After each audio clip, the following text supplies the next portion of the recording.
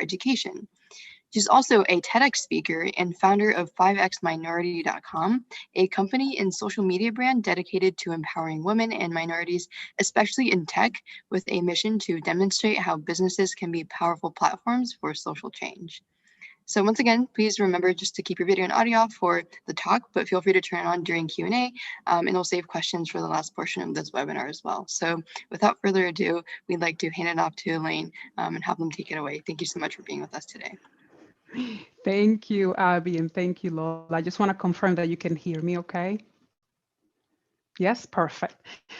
Let me share my screen quickly. I'm delighted to be here tonight. I'm on the East Coast, so it is 8:10 p.m. Let me share my PowerPoint and we'll get us going. Before I start, I really want to pause for a moment and say thank you to all of you for having this program. I wish that when I was growing up and when I got started working in tech, I had a program like this available to me where I could hear from other women doing the type of work that I wanted to do. So first, I want to say thank you. We're gathered here tonight to talk about some of the challenges that women and minorities face in the workplace. I've been following this work for a few years. Half of it, I would say, comes from personal experience because I've been through it myself.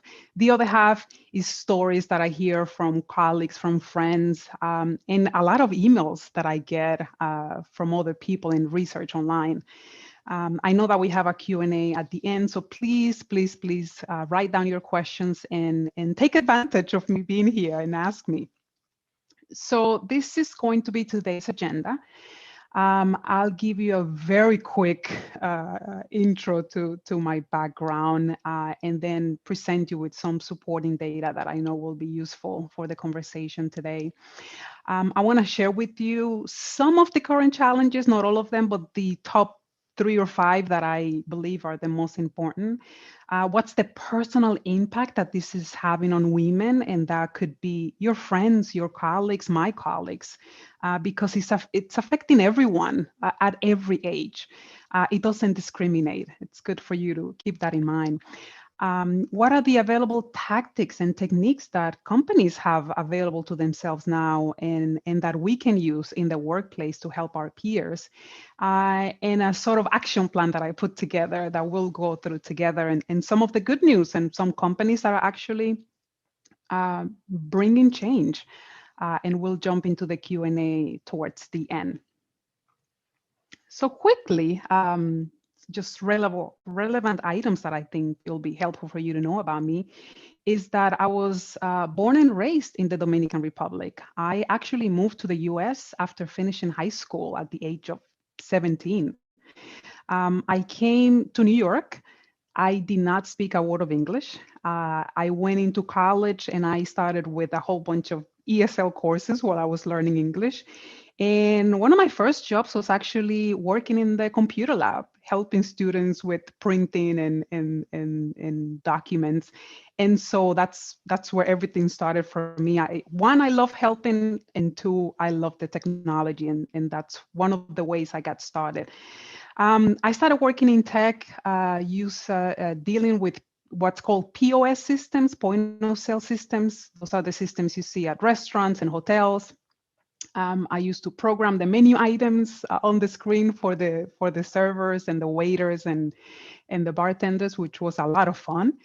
And then I transitioned to working in education, and today I am the CIO at the IT department and also involved in a lot of social causes because I'm a feminist and very passionate about bringing change. So first, I want to share with you some of the data that I'm sure you've seen already. And if you haven't, here it goes. You know that women sometimes have to work twice as hard, but we make way less than our male counterparts are making working in tech. And so all women in general will make an average of 18% less. But if you look at women of color, then you can see that it just gets worse and worse and worse. And so right here will be my section for Latinas. Asian women make 90, which is amazing. White women 79, but if you go to African American and Latinas, we make almost half the amount of money that men are making in the workplace. And you will probably think, well, but maybe if we're doing different jobs, it's okay, but it is not even that. We could be doing the exact same job with the exact same title and still get paid less than men. And if you look at the difference here, you can see that it gets worse as you move into management, which I find surprising. You would think that it would be changing because you're going into a higher level, but it's actually worse when you go into management. So what are the challenges that we see today that are impacting women? And I would say women and anyone who belongs in an underrepresented minority group. So there's a lot of them. I'll highlight some of the ones that I think are crucial. The first one is unconscious bias in the recruiting process.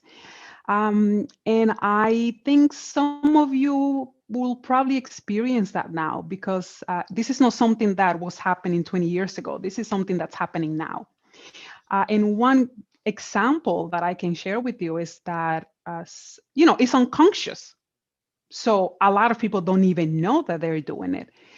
But for example, if you look at the resumes that are coming in, I don't know if you watch The Voice, but I feel like we need to implement something like that in the recruiting process where you could remove the names from all the applicants, because unconscious bias will make a hiring manager give a higher score to a male with a name that's recognizable than someone who is, for example, Latina, named Carmen. Even though you could look at the experience that they both had, and it could be exactly the same, but for some reason, this unconscious bias, which is, a lot of conditioned thinking that we've accumulated over the years growing up, some of it comes from our parents, some of it comes from schools, some of it comes from society and the commercials that you're watching on the TV all day long. And so that's an issue that we definitely need to work on. And it's not even only that. Even when you look at the job description that companies are putting together, I don't know if you've seen one recently, but if you read these job descriptions, they are sometimes 2 or 3 or 4 pages long. And it's like a wish list, and it's impossible to find one person with all of these qualifications. The most interesting part about this item is that there's been a lot of research that shows that when a man looks at a job description, even if they only have 60% of the qualifications, they would hit apply. But what happens to women? We want to have 100% of the qualifications, and we end up not applying for the job. And so the first feedback that I would give you is that if you're looking for work and you read the job description and you tell yourself, well, I know this, but I don't know this, and I think I only have 70%, perfect. 70% is perfect. Apply for the job. There is so much that you're going to learn once you get started. And so you don't have to worry about knowing everything when you walk through the door. No one does. No one does. The same happens with the annual evaluation. And sometimes there's preference given to some employees and not others. And so something that I always mention is to make sure that you are constantly collecting proof of the work you are doing. And something that I've done for, I don't know, maybe 7 or 8 years now is I have a document. And every time I complete a project or I have an achievement or anything that I do, I go and I write it down. And so if you do that at work throughout the year, when the evaluation comes, you can submit that to your manager in advance and say, here's what I want included into my evaluation for this year. Because no one can argue that. And the same for promotion decisions. what's unfortunate is that a lot of girls, a lot of women are caregivers, and they immediately, when the work is done, this is prior to COVID, of course, they need to go home. They may have children that they care for, they may have parents that they care for. And so they don't take advantage of all of this negotiation that happens when people go out for drinks after work. And that behavior needs to stop, but because it hasn't stopped, it's disadvantaging women because we're not there for that informal conversation. And a lot of these promotions happen during those conversations, or even having, lunch with your manager. The second section here that I want to highlight is that, and I talk about this a lot, is that a lot of women don't have support or role models or mentors in the workplace. And a lot of research shows that, especially women in tech, they tend to leave after 10 years. 40%, 50% of women leave IT after the first 10 years because they don't feel supported. And you see all these issues that are happening now with, diversity and inclusion and belonging. I think that a lot of companies are so focused on the hiring process. They're so focused on making sure the website has all the information that they want their future employees to see. But I think we stop the work once we hire the person. And so what I see now is a lot of people using us as a check mark. Essentially, that's what's happening. They would say, okay, well, I have a Latina, check. I don't need to worry about that anymore.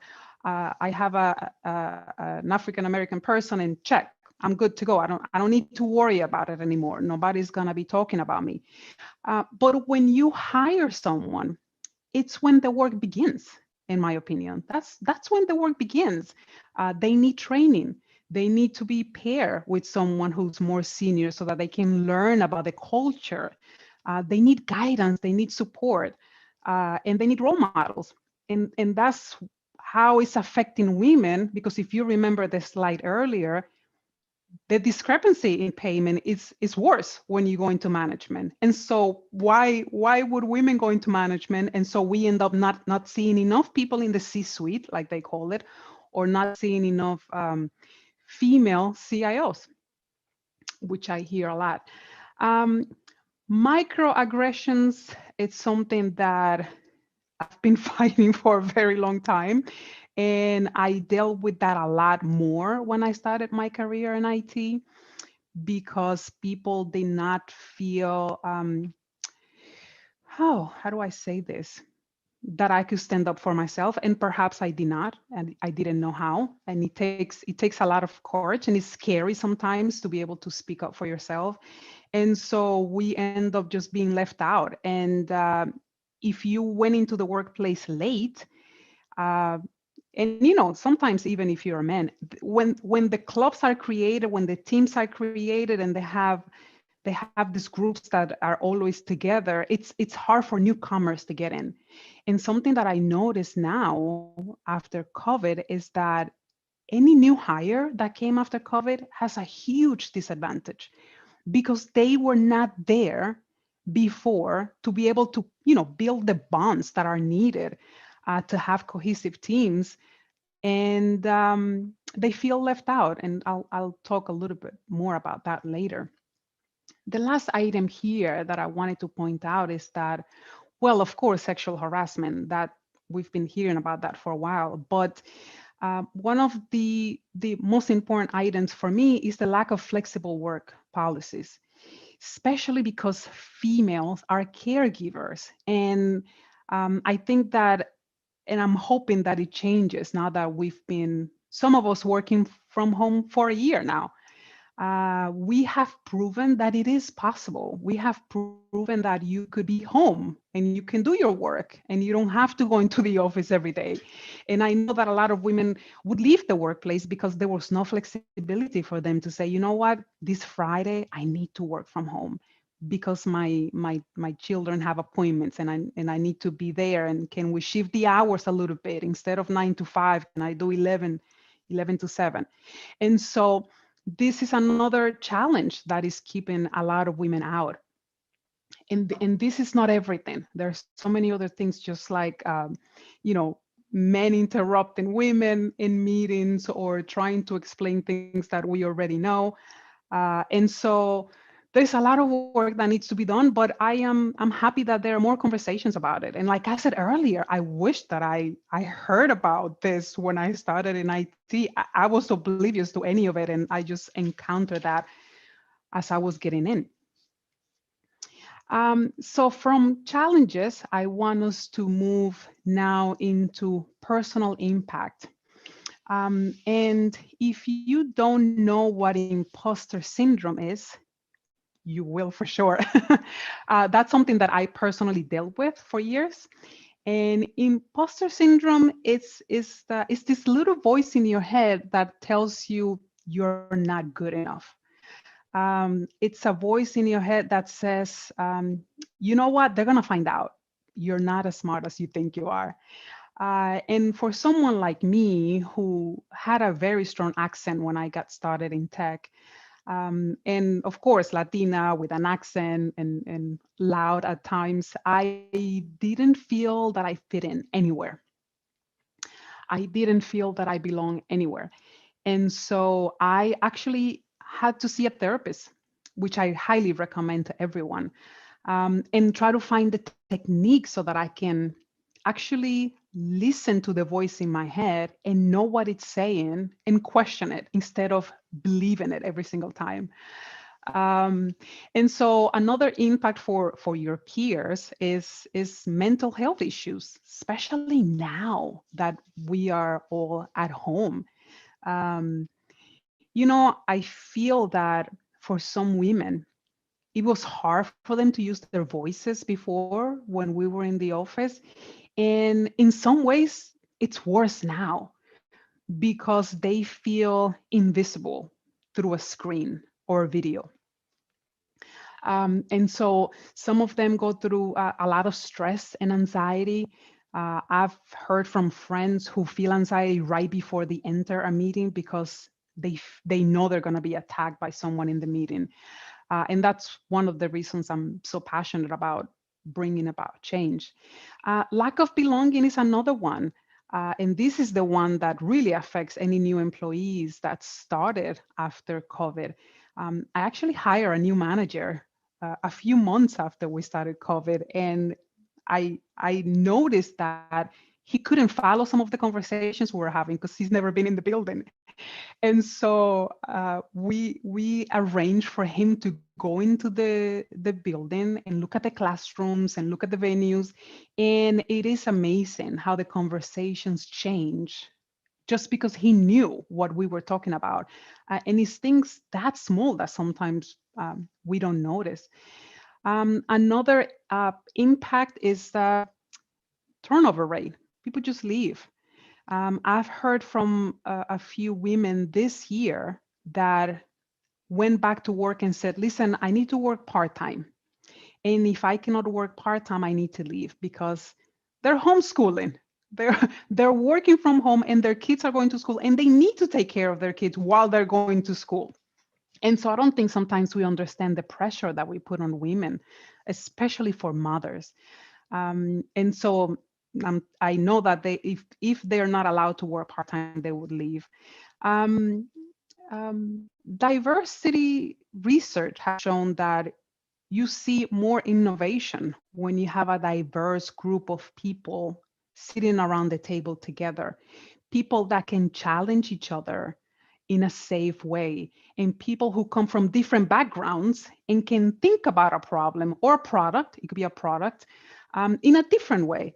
I heard, I think it was the head of Twitter who said, if we had men when we started thinking about this company, we would have solved a lot of the problems that we have now.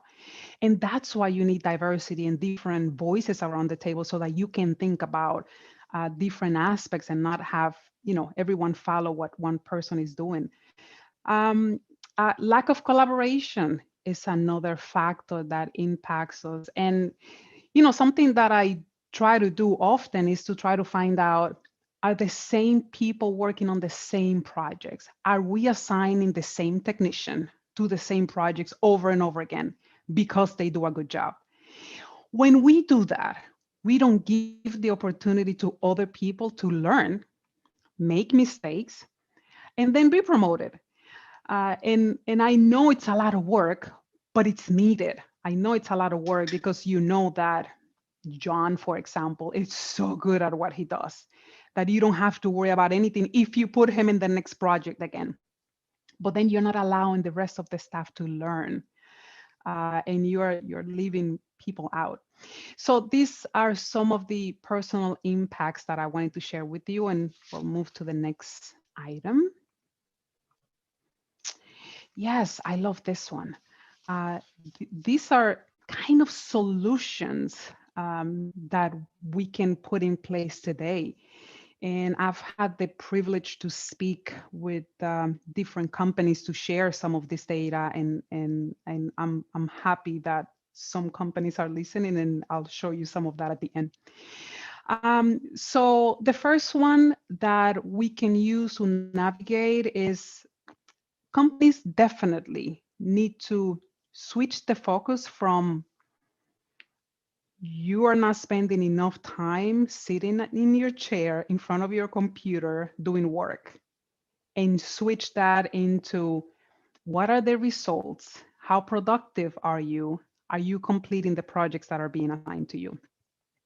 I think it's an archaic way of thinking where you want someone to just sit in front of the computers to prove to you that they're doing what they're supposed to do. It's going to take a while to change this. It's really going to take a while. If I assign a project, I want to know, where are we in the project? What steps we're taking? What are the issues? Are we on time? Are we on target? And I want to make sure we don't go over budget. That's important.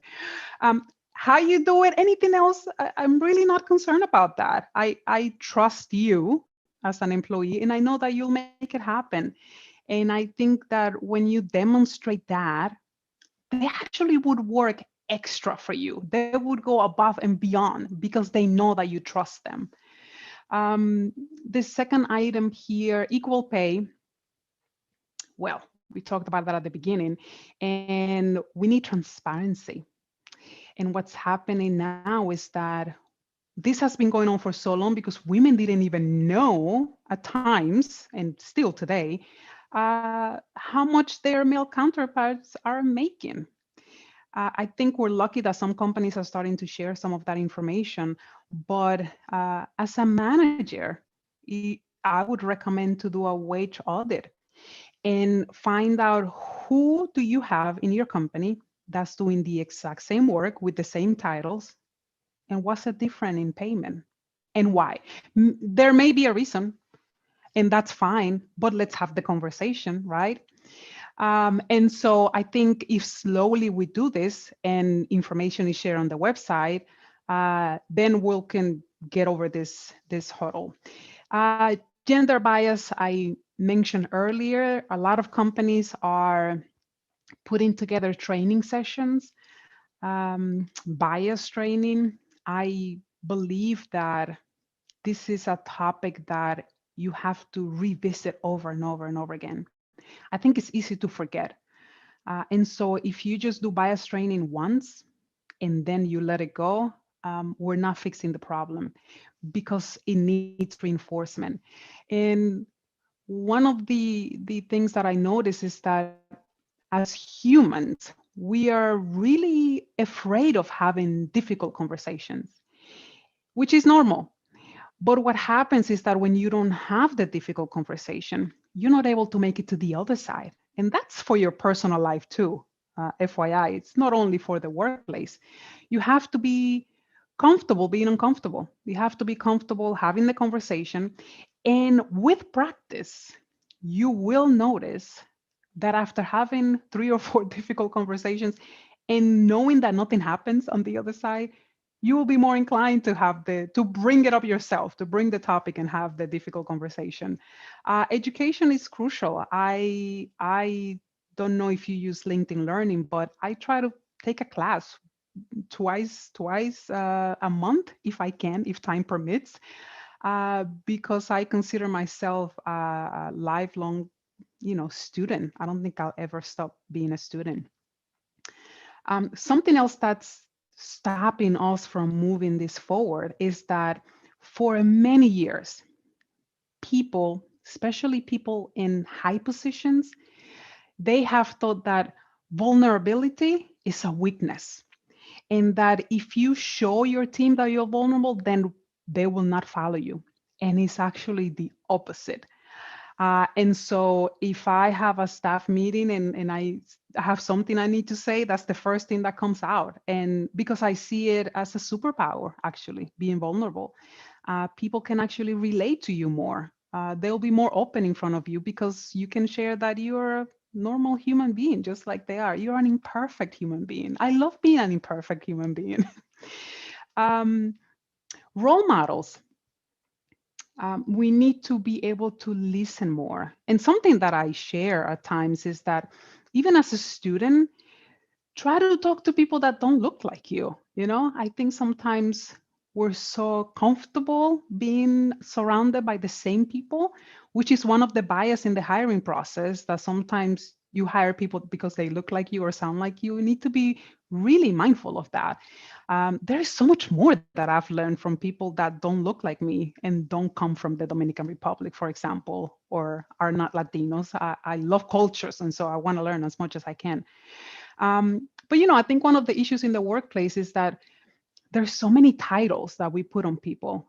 I mean, I was looking at the beginning of this webinar, and there were so many things that were said about me, and I keep just thinking, oh my God, I have so many titles. I wish we could just have one title, just human. Just human. We're humans. Once we start looking at everyone else as humans, all of this will go away. I won't have the need to talk about this anymore. Psychological safety is something that you will hear about in the future, probably if you haven't. And it's this notion that you, as a leader, create a space for people to feel comfortable being themselves 100%. I do not want to be Elaine at home and then go into the workplace and become someone else. I am the same Elaine everywhere I go. But it took me years to do that, to own that, because I wanted to people please so much that I was trying to change myself so that other people could be happy.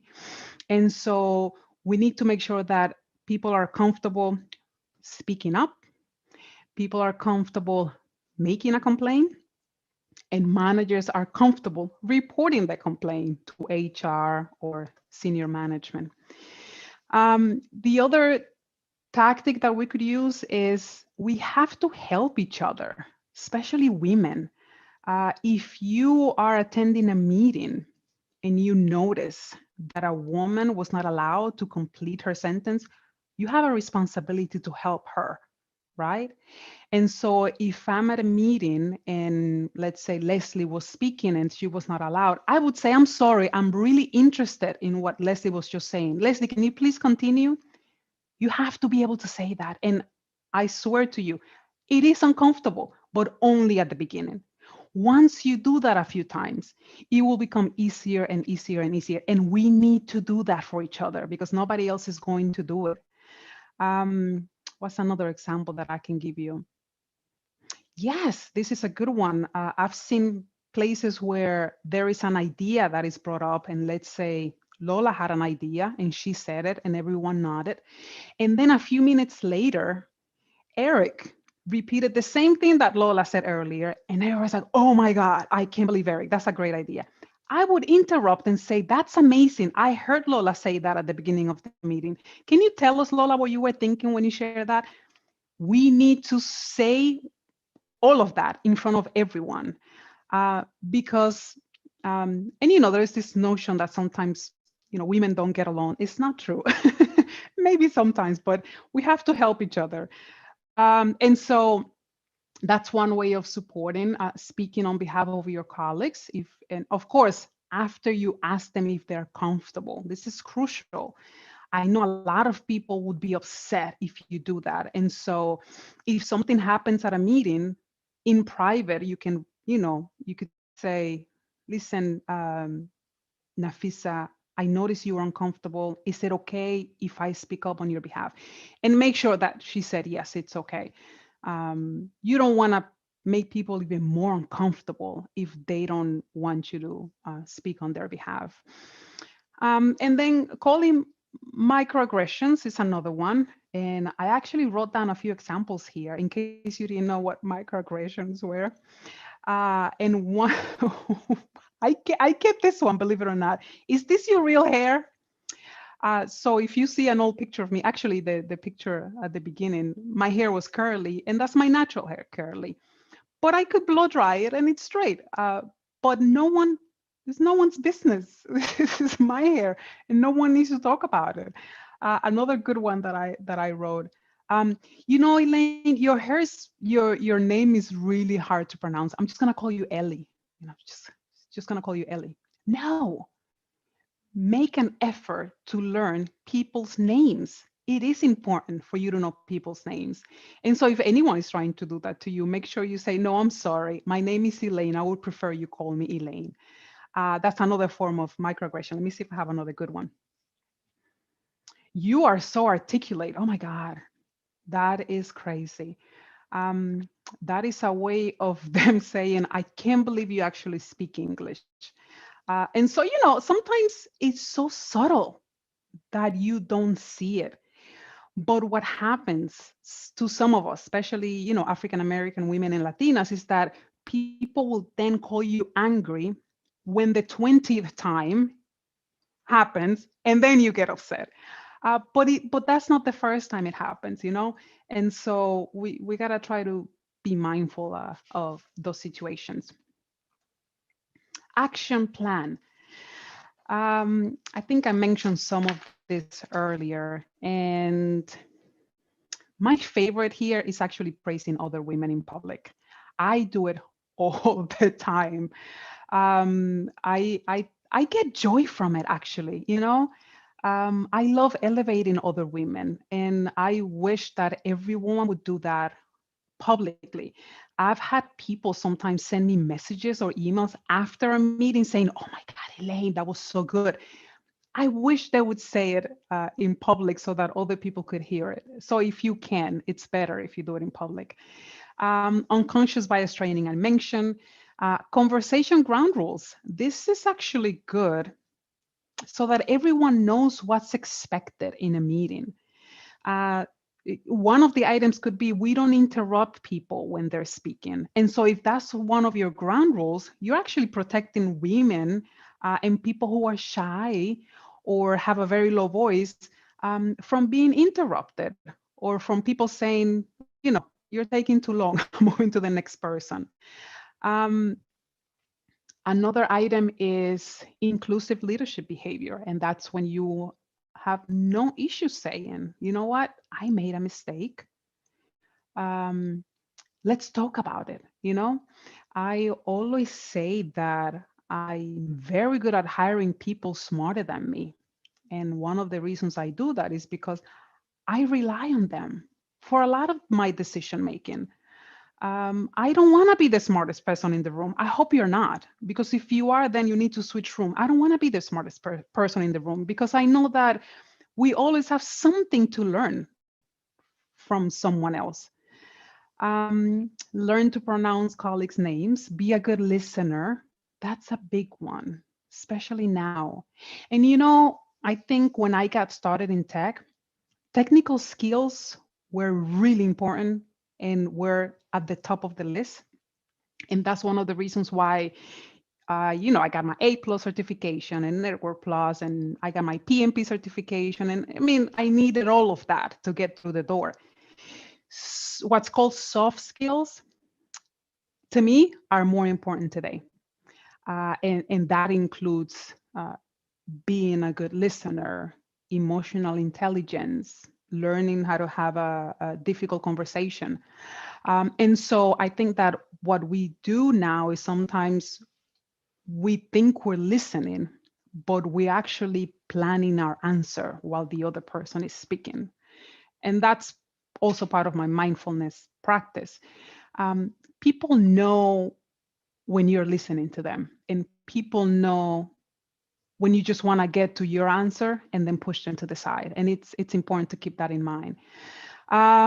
Engage with people with different backgrounds. Be curious. I love that. I am always asking questions. I'm actually reading a book now about asking better questions, because sometimes we are even more defensive than we need to because we're not curious. We're not asking questions so that we can get to the bottom of what they're really saying. And as a woman, especially, you don't want to be looked at as an aggressive person or someone that no one wants to work with. One of the things that I say is to, learn how to be assertive, but not aggressive. And so even when I'm upset, because I'm a human being, and so I do get upset, I have a very nice way of telling you that I'm upset, with words, with words. And I don't need to change the tone of my voice, and I don't need to scream, and I don't need to point at you. I could just tell you, I'm really disappointed, and I'm not happy about this. And, I would like to talk about it. It changes the way people look at you. Some people have printed "I'm an ally" signs and they put them behind their desk so that everyone that comes in will see it. That's a nice action that they could take. And I think the other two I mentioned: psychological safety, to make sure that especially women feel comfortable making a mistake, feel comfortable being themselves. Let me move to the next one. I hope you're preparing your questions. So this is the good news. There are a lot of companies that have been making progress, and not just, hiring a diversity and inclusion officer, which everyone seems to be doing now. It takes a lot more than that. And, if you're looking for a job, I would highly recommend that you visit the company's website, that you look at the senior leadership, look at their pictures, look at their diversity and inclusion commitment, and look at the resources that they make available to you. Because remember, they're not only interviewing you, you are also interviewing them. So Accenture is one where, one of the first ones that had a female CEO, and they are the first company to publicly share all of their demographics. Jack Ma from Alibaba says that women are the secret sauce, and so their vision is connected to that. I don't know if you're familiar with ERG groups, employee resource groups. Some companies find them really helpful because it helps you be connected. I have my personal issues with ERGs, but I'll leave that for another talk. Transparency, it's another big one. I think in a few years, companies will not have a choice but to share all of the data publicly on their website. I think they're starting to do it one by one now, but very soon it's going to be the norm, at least I hope. Slack, they have created a lot of sponsorship programs. And if you don't know, I want to share the difference between mentorship and sponsorship. I want to make sure you're clear on that, especially now.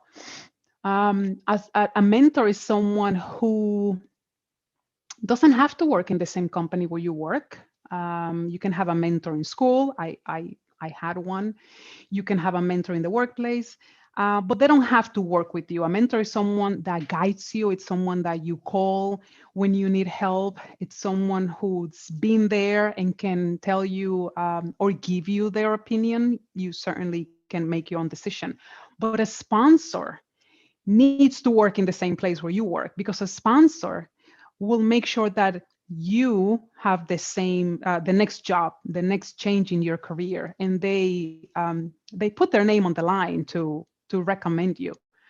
And then Slack, they're also hiring incarcerated individuals, and Bank of America is making a lot of progress into making sure that 50% of their workforce is female, and so I'm excited about all the good things that are coming. I keep track of what I call the Diversity Hall of Fame, and you can get this from diversityinc.com. And these are some of the companies top companies for diversity. And so this is good to keep if you're looking for work and you want to make sure that you go into a place where your voice is heard and your opinion matters, and they care for you as an individual, and they're making progress towards equality and closing the pay gap. So I would recommend that you can check them out when you have some free time. It's diversityinc.com. I wanted to take a moment to thank you for this opportunity and for being here with you today. Any of you can find me on LinkedIn. It's Elaine Montilla. I think I'm the only one you will see. Or you can go to 5xminority.com. I also write poetry. And I wrote a few poems about women in tech. So if you're interested, you can just go to the poetry section there. And it's one of my favorite things to do.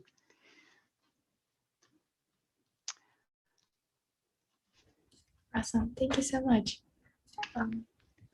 I can stop sharing now. Yes, please. Awesome. Thank you.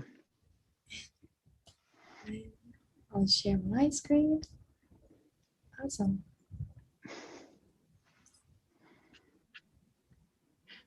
Okay.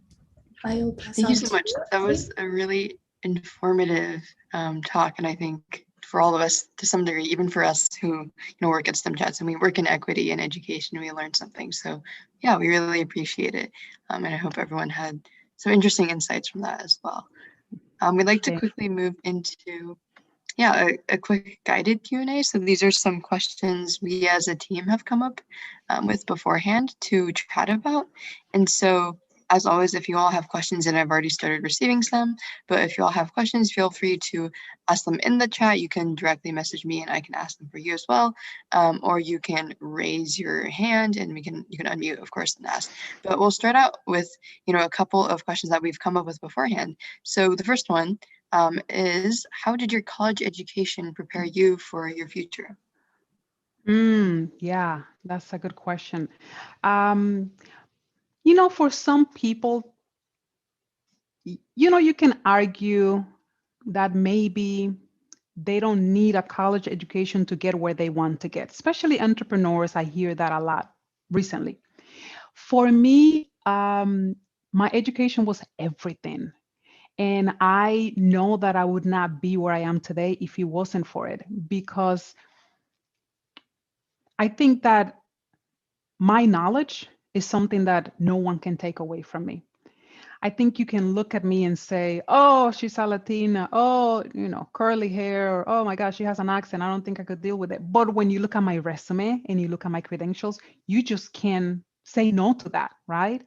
And so it was really important for me, especially because, my mom was a single mom and she came here and left everything behind for us. It was very important for me to get all my degrees. For her also, it was on behalf of the two of us. And so I started with a liberal arts degree because I didn't know what to do, which is something else I want to share. Don't feel like you have to know what you want to do at the beginning. Sometimes it takes a while to figure that out. Then I got my bachelor's in computer information systems. And when it came time for my master's, I love people and I love being in a leadership position. And I thought to myself, what could be my next step? What would help me the most? And so I decided to do my master's in business management and leadership, plus all the certifications that I have helped a lot. And so because I'm always curious, I think it helped me become a CIO because I knew a little bit of everything. I didn't have to, focus myself on just one item or one part of IT.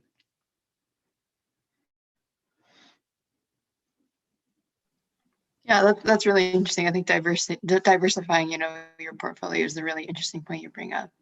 I guess going back a little bit farther, before maybe even your college education, how did you first get interested in STEM? Was there a particular field that made you interested? Was there like a class or a teacher or some other experience that got you into STEM or maybe tech more specifically? You know what? Before college, I don't think I knew enough. I don't think I knew enough. I used to watch my brother play with the video games, and he loved computers, and so he would open computers in front of me. So I would watch him take out a motherboard and change memory. And so I was curious, right? That's how it started. I was curious, but I think my love really came from a technical degree that I did on computer networking. And I had a professor, and she was the first female Latina with an accent that I saw teaching a computer networking class. And so we were learning how to configure a Cisco router. And I remember telling myself, wow, she's doing what I want to do. And she has an accent and she's female. And so I think that's the first time where I was like, oh, I think I could continue. I can do this. I like it. This is okay. Yeah. Yeah, I think that's actually very similar to one of the audience questions we got, which was have you had a mentor personally, or even, someone who has inspired you directly, like you just mentioned. I think that's amazing to hear about. That's there's directly one person you can sort of attribute that experience to. Yeah, I and you guess, know what's funny? Even more than that, the work I have now at the City University of New York, that same professor is the one who told me to take the civil service exam. And I had no idea what it was. She said, Elaine, you're smart, you're dedicated, you should take the civil service exam. And I said, oh, okay. And I didn't know what it was. And I took the exam. And a year later, they called me for a job in CUNY. And so that was one of my first mentors. that's so amazing to hear. I think a lot of those, come across with a lot of luck. So that's really amazing. I guess another question that we sort of discussed already to some degree, but what advice would you give to a young person who's interested in, pursuing the same interest or your field in particular? Mm-hmm. Yes. I'm going to start with be curious. I keep coming back to that. I think sometimes we were told growing up that we should pick one degree and we should get one job, and that's what you're going to do for the rest of your life. I learned that I could do 20 different things and there is no limit. And so when someone looks at me and I say, well, I write free form poetry, they're like, oh my God, really? Yes, because I say yes to a lot of things. So what I would say is don't lock yourself into just one thing. Yes, you could love Python, you love programming. Be open to other areas too, like project management, which you could use in the house with your friends, not only in the workplace. So I would say be curious. The second one is there are some skills that I would recommend everyone has besides all this technical stuff. So project management, for sure. You're going to use project management everywhere you go. So please look into that earlier. The second one is emotional intelligence, what's called EQ. If you have some time, I highly recommend that you take a class. You're going to find free YouTube videos on emotional intelligence. It really helps you understand people. It helps you read a room when you walk in. And then the third one is public speaking. You would not believe this, but I used to be so scared of public speaking. I couldn't open my mouth when someone called my name. And so I decided to join a local Toastmaster group, and that's why I'm here. And you need it everywhere you go. So be curious, work on those skills, and work on self-love. If you don't love yourself, it's hard for other people to love you. And if you don't see your self-worth, it's hard for other people to see it.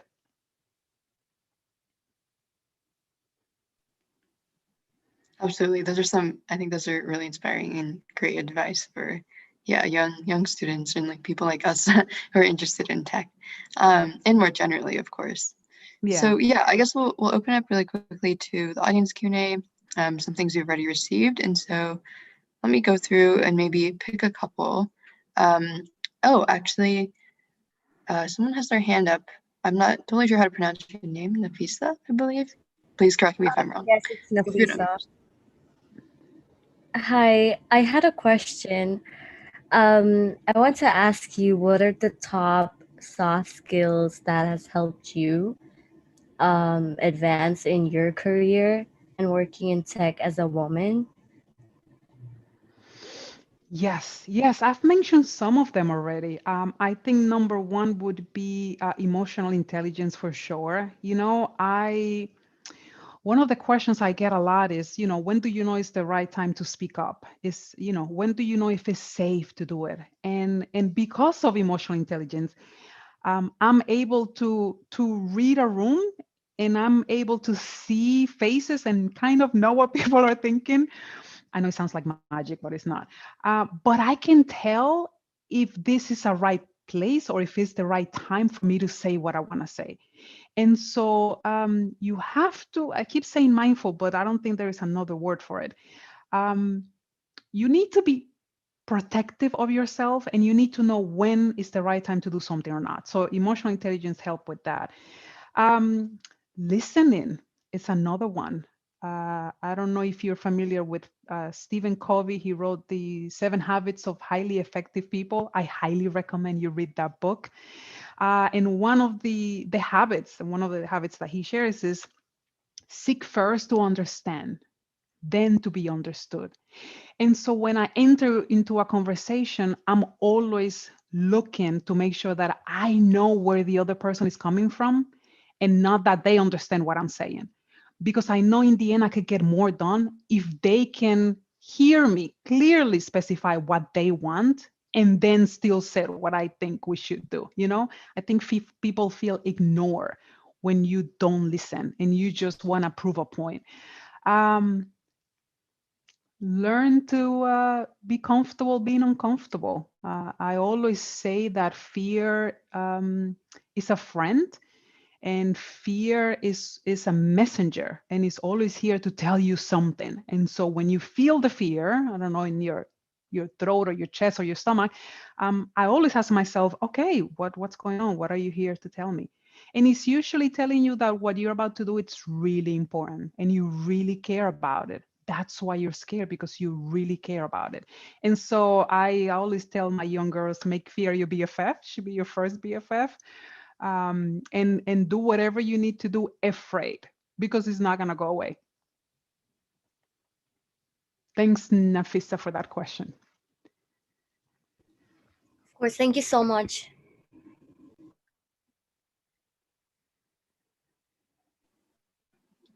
That was an amazing question as well. Yeah, thank you so much.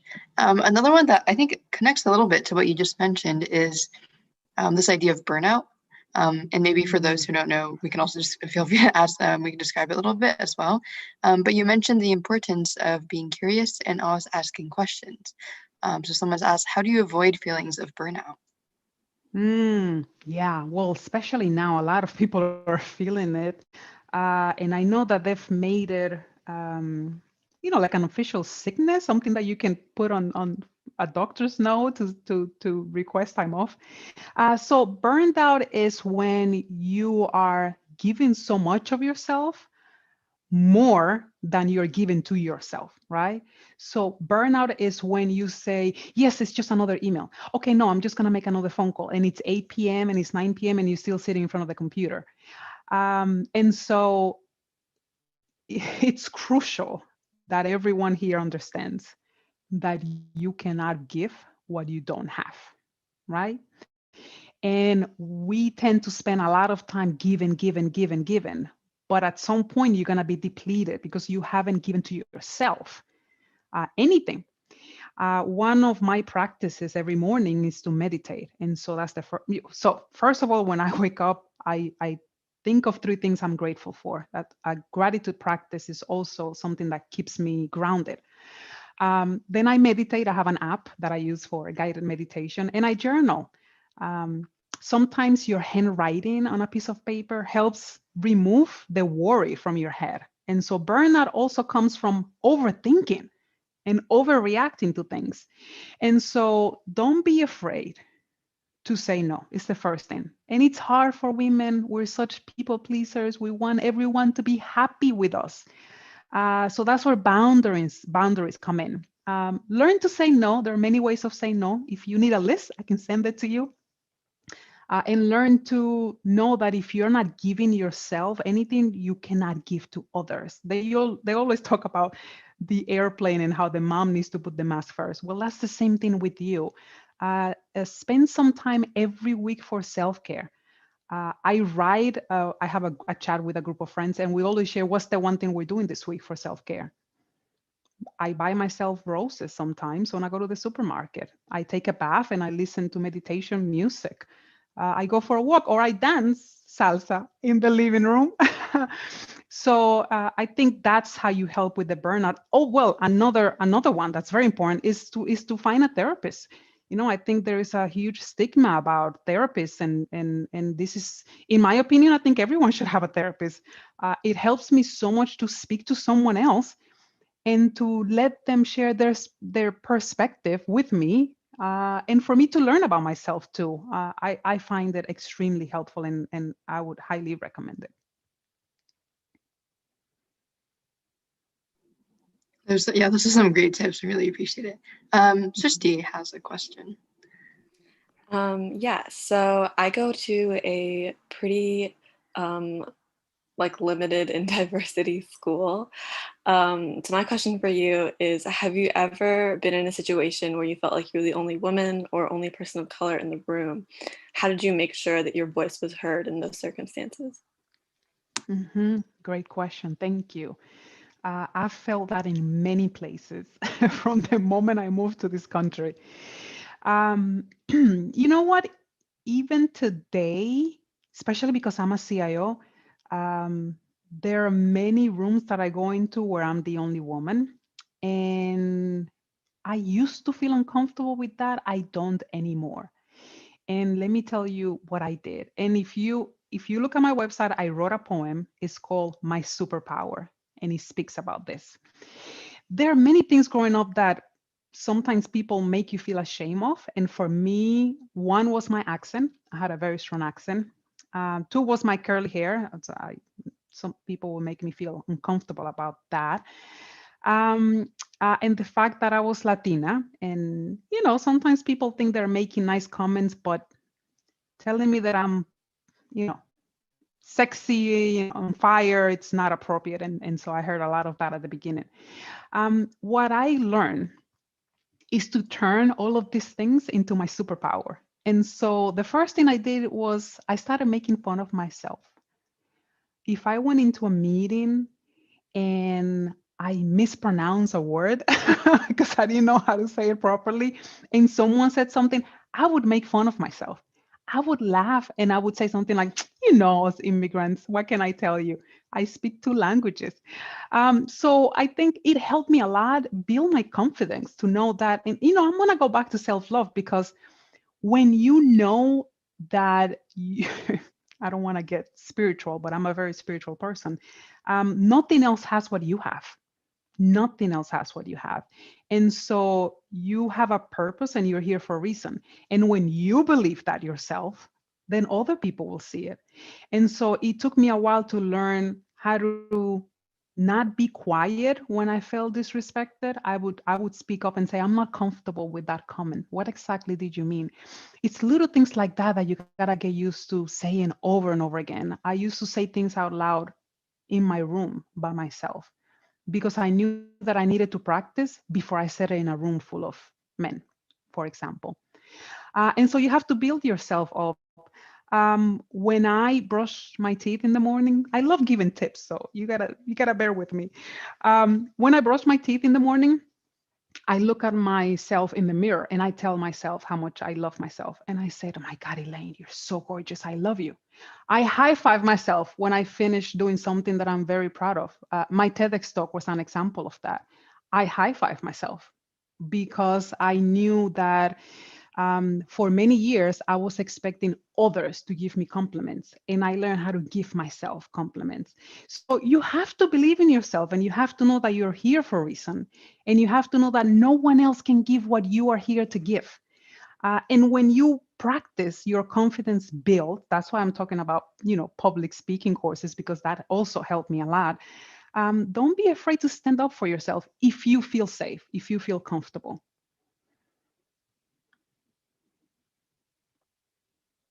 Thank you for that question. Yeah, that was such a great question.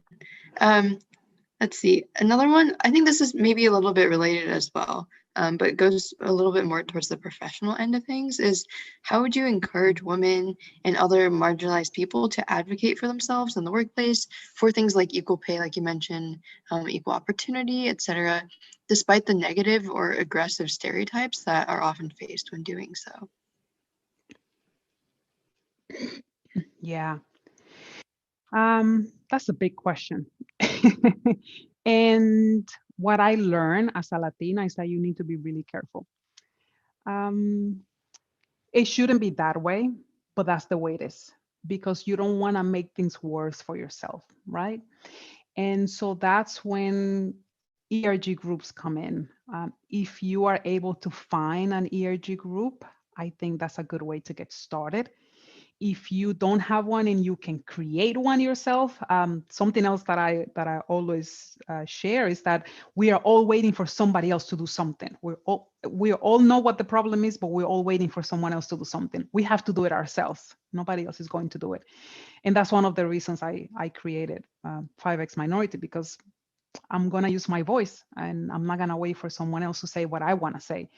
And so blogging is another way of using your voice. And that's actually how 5X Minority got started. It was a blog at the beginning. I love writing. And I told myself, well, I've learned so much. How can I share this with others? And so I started to write articles. So that's another way. If you feel comfortable with your manager, you can have this conversation. But I'm unless I know the specifics, I'm hesitant to give advice, because I don't want to get anyone in trouble, and it really depends on your situation, how comfortable you are with your manager, what kind of culture the company has. There's so many other things that would play into that. But if you're not comfortable saying it here and you want to send me a message on LinkedIn, then we can talk offline. But you really need to be careful, because unfortunately you can be, you can be fired just from trying to raise your voice or speak up.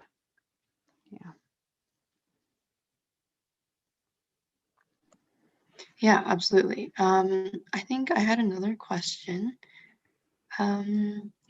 Something that, okay, maybe on a little more positive note, what are some examples of really inclusive spaces that you've been a part of, and what made those spaces special? So my current workplace, the Graduate Center at CUNY, I consider a very inclusive place. We just had a new president start last August. She comes from UCal, and she is an engineer, which I love, and a huge proponent for diversity and inclusion. And so I think we're very lucky that from day one, she started the conversation. Because I'm the head of the department, it is up to me. And so I made it an inclusive place. And it's not always perfect. And so I have a lot of conversations with my direct reports. I'm not afraid to call someone out if someone says something that's out of line. But just to give you an example, I don't want to say the name of the company, but I used to work for a company where this was not the case. And any project that I completed, my manager would say that she completed the project and not me. I did not feel that my voice mattered. I felt that I was not learning anything. One thing about me is that if I'm not learning or growing, I don't want to be there. And so it's a huge contrast, and you will know that the moment you start working. working. You will know that if you look at the company's website, and on the leadership, everyone looks the same.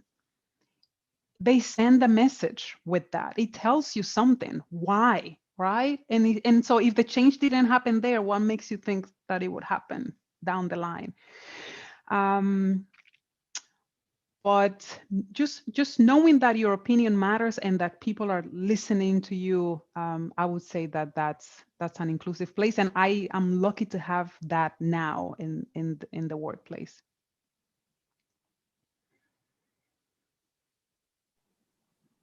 Well, thanks for answering that. That's really appreciated. Let's see, another one. Oh, this one's. I think this would be a really interesting perspective to have, and maybe we can close out with this one. What are the most critical changes that you think businesses or companies, or even any space, should employ in order to make creative work environments more inclusive? Good. And thank you for all the questions. I'm so excited that I got so many. The first one, I'm going to start at the top. I think that we send a lot of messages through middle management, and we expect middle management to take care of all the problems that we have in the workplace when it really needs to start at the top. And so I think that CIOs and owners of companies need to raise their voices and need to speak up. And it can start from there and then trickle down. The other thing that I've noticed is that sometimes these companies, when they're trying to move forward, the first thing they think is to hire a diversity and inclusion officer. The issue that I have now is that a lot of those companies cannot hire a DEI officer, and so they get someone from within the company and they give them a second title. And so how can you now do the job that you were doing before and the work that is required to advance diversity and inclusion? And so it ends up not working because you cannot focus on so many things. I also think that this officer needs to report to the CIO. I don't think this person should report to HR.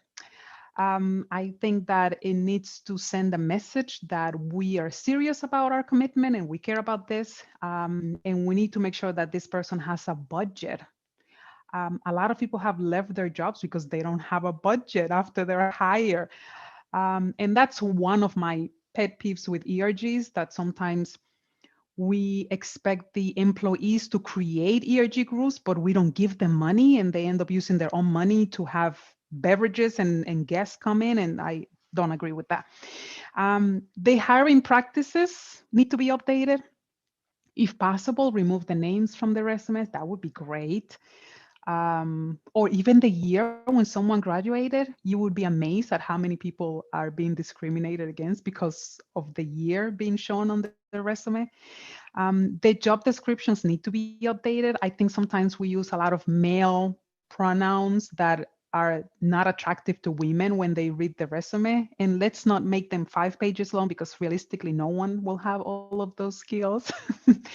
The hiring process also, when we are interviewing, it needs to be fair. Everyone needs to be asked the exact same questions during the interview process. And we need to support them after they're hired. They need to be paired with a senior person. They need to get training. If possible, a mentor.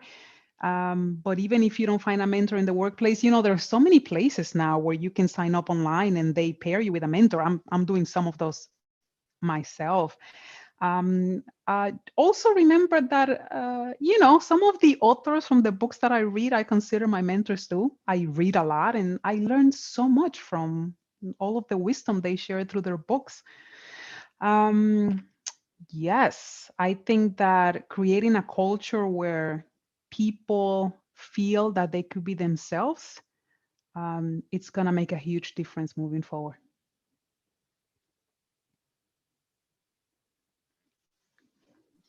Absolutely. I think that was an awesome thing to end on. I really appreciate, I think we all really appreciate all these different, perspectives, because it's often at least for, I think many of us, most of us probably are students. And so hearing sort of a more business side perspective is really interesting. And also a lot of it applies to being a student too, and sort of the issues we're thinking about in the future. So we truly, really appreciate it. Thank Yeah, you so I guess. much for having me. Yeah, thank you so much. Thank you again, everyone, for the awesome questions. We really appreciate it. Those are really thoughtful. And thank you all for attending today. For those who are watching via live stream or either afterwards, please give a huge, virtual round of applause to Elaine for sharing her story in tech and really giving so much good advice. We hope everyone learned something from this talk and also from the Q&A as well. So we'd also quickly like to thank the speaker series team who put this together. And also, in order to bring more interesting speakers to all of you in the future, we have a really quick post-event survey for anyone who is attending a live and for those of you who are watching afterwards. Please feel free to stay tuned on our social media for all the other events. Usually we get, a couple hundred, hopefully 100 views on these talks. So it's really awesome to have people go back and listen to the advice. And we'd love to see that as well. So I'll send really quickly the post-event survey in the chat. So if anyone has, just a couple, like a minute or so, really appreciate if you could fill that out. Yeah, let us know what you enjoyed. Please reach out to Elaine if you have any questions for her. I think she provided her contact information earlier. Like she said, reach out on LinkedIn. I think it's amazing. Thank you so much for doing that. It's amazing when our speakers, directly reach out to our students or whoever's listening and offer that. So we really appreciate it. And yeah, thank you all so much for coming.